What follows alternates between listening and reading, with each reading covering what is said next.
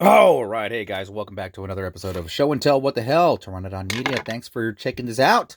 And in case you haven't picked up this guy yet, because they're showing up at people's doors now, they're still available through stores like Big Bad Toy Store, and maybe you'll find one on eBay. But yeah, we got Rebel Leader He-Man, Heroic Defender of Eternia, and spin this around here. Nice picture of He-Man. We showed this earlier, and now today we're going to open him up. Check them out. Very exciting. And we'll be right back. And we are back here with our Renegade He-Man. And there's something about him that looks a little bit different than most Masters figures. And as I pointed out before, we got all new different quads on this character. Which is an interesting move. I didn't think that they would, Super 7...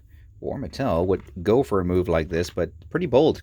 And on one hand, I'm a little bothered by the lack of consistency, because if there's anything with this whole line that we've had is consistency for the most part. It's like 85 to 90% of the same figure over and over again. But you know what? Why not?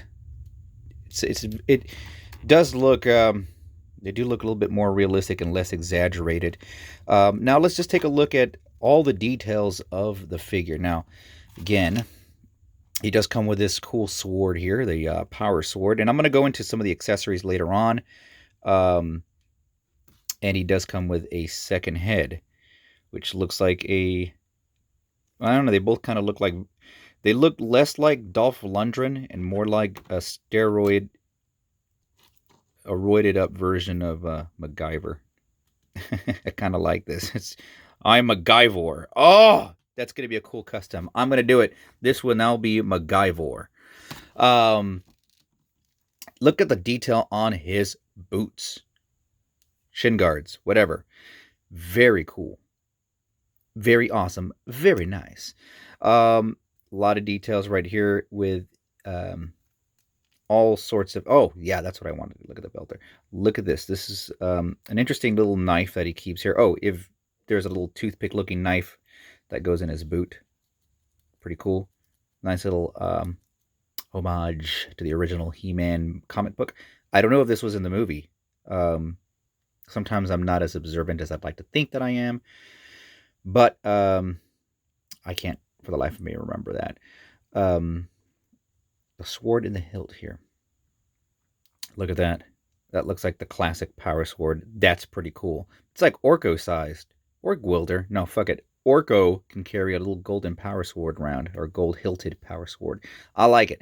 The armor, he's got armor. It doesn't look like it's supposed to be removed, but you could probably, if you really pried it, could remove it if you wanted to and put it on another He-Man figure if you'd like. Really, really nice, soft, good. I'm looking at it on the camera right now, but it's not as brilliant in red as I'm looking at it in person. It's just very, very nice. And yeah, of course, this comes from the William Stout collection. And let's try to pull off the head here, because this particular design of hair I do recognize from the William Stout sketches. And I know Mobius did some work too on it. So whichever you want to go for, I'm probably going to use this head for, I don't know, I kind of like this one too for MacGyvor. The hairstyle is the same, but this one has the pissed off He-Man face. I like it. He looks, I don't know, he looks less and less like what's his name? Dolph Lundgren, and looks more like, oh, what's that guy's name? The guy who played Ator. Is it Miles O'Keefe? Looks more like Miles O'Keefe. Yeah. Sword and sorcery, kiddos. So, yeah. I mean, again, the only thing that's different with most of the characters is it looks almost like he's taller, which I guess makes sense if you're going to get a character that's based on Dolph Lundgren. Oh, that's for something. Is that for the... That's for the sword. I guess you could put it underneath the cape. The cape has a little pocket. Not a pocket, but just like a little space in between. So I guess if you want to hide it, you could put it in there. Kind of this loosey plastic. I don't know if it's going to stay, but you can do that if you want. If you just want a sword in there and have a gun-wielding He-Man, I don't know why he would have a gun? Still don't know. I'm the most powerful man in the universe. Pew, pew. I need little knives and guns. But we could use our imagination. It's just fun. And there's something about the 80s, as far as like the late 80s go, with how they wanted to improve on designs and push things to the limit. And you see this here with the movie He-Man, Renegade He-Man. I don't know, I'm looking at it now, and that head does look pretty damn awesome compared to this one. I kind of wish I had my Gwildor around. Now, oh, here's the Cosmic Key if you want to see him with the Cosmic Key in hand, which I think, I like the tone of gold.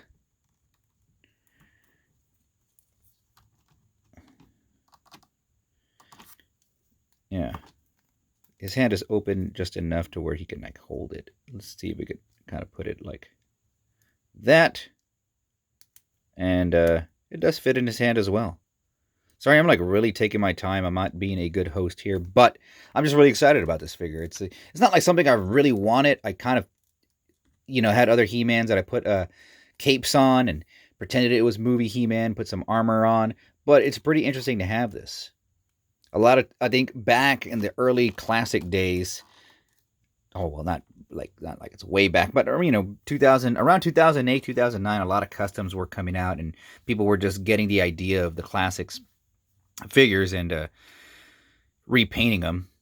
Now, yes, again, the armor is removable to a certain degree, but not to where it has clips or anything like that. So you may end up doing some damage if you do try to take it off. I know some people want to go with a shirtless He-Man getting whipped by Blade scene. You're not going to be able to do that so easy. And if you really wanted to, you could. But if you did really want to, what's wrong with you? Not that there's anything wrong with that, but come on. I know there's some people who's out there and they're saying that's my favorite scene is when Blade starts whipping a shirtless Duck Flundrin. Let's get him next to some other He-Men. It's a pretty damn good looking figure. Let's see. Now here's your original with a more. Yeah, he is definitely taller, man. And these are the legs, the quads that you start seeing that most Masters Classics figures have. This head came later on. I forgot what it came with, but it was like a pack-in or something like that. It came with was it Ular? So skin tone's a little bit, I suppose. You want to try something? You want to see what it looks like with the different heads? Let's do that. Let's make this fun. So here's MacGuyvor. Let's get this one off him. And let's see what he looks like with the classics head. Let's see if it makes any sense.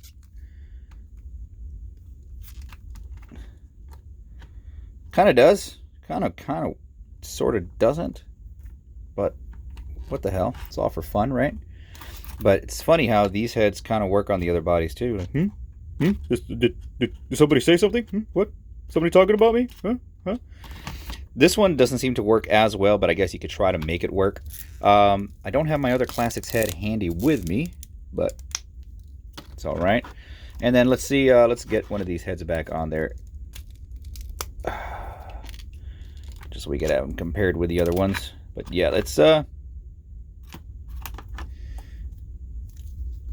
them right here.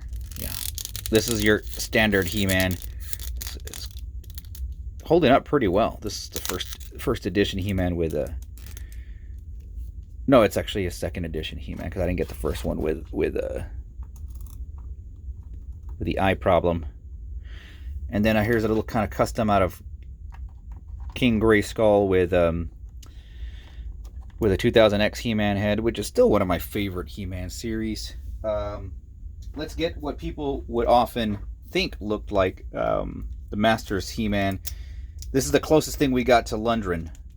I'm missing a piece to this. I'm missing a piece to this, but you guys will.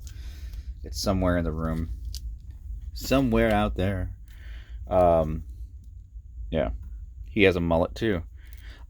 I'm not going to get every single He-Man out there. Let's get a few other ones. But just like the more ones that stand out, look a little bit different. And like, here we go.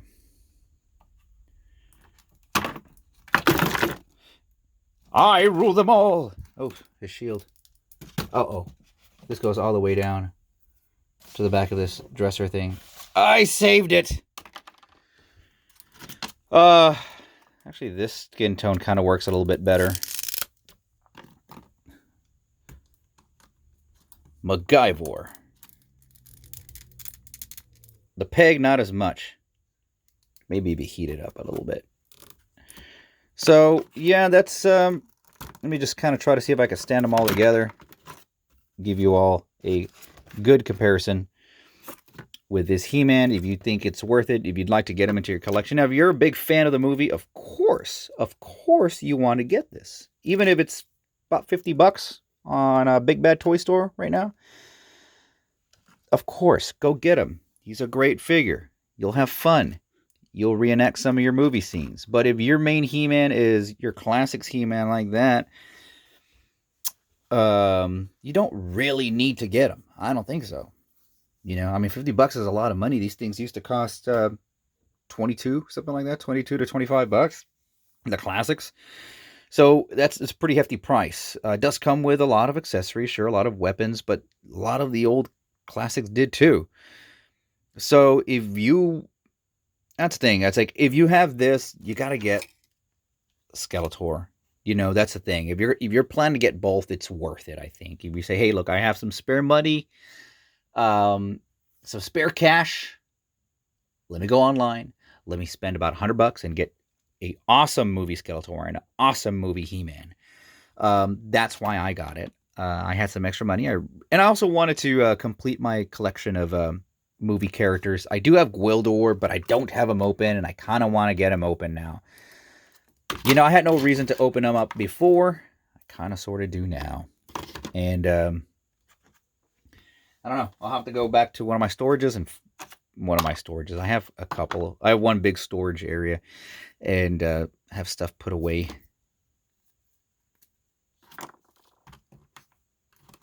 And I know I have Gwildor nestled in there somewheres. I wish there was a better way for him to hold this. But we're going to get them all arranged right now so you can see what He-Man looks like fighting against Skeletor. Epic duel, right? Let's just put this in the middle for right now. Interestingly, Skeletor does have the original, as I pointed out before, he does have the actual original legs of the classics figure. And there you go. There's your He-Man versus Skeletor. Frank Langella versus Dolph Lundgren. I never say it right. Dolph Lundgren. Ivan Drago versus Ivan Drago. Yeah. They look great together. Shit. Okay, well, let's get some of the other figures in here.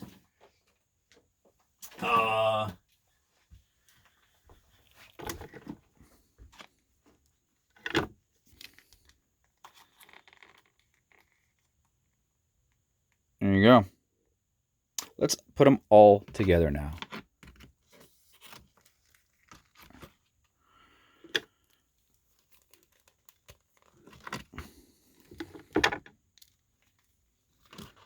And this is the line that we got. Pretty cool. The very last of the classics as we know them. Well, we're getting that Filmation one in. But this is a nice little send-off if it were to be a final classics line. I think it's pretty good. You know, you get a He-Man and you get a Skeletor and you get a bad guy and you get a God Skeletor and you get characters that people have been wanting for a while or variations. So I'm very happy with what I got. I think well worth the money and time waiting on this. Now I just feel like watching Masters of the Universe all over again on VHS. Anyway, folks, I hope you enjoyed this. And stay tuned for some more of this bullshit. Take care, and we'll see you later on.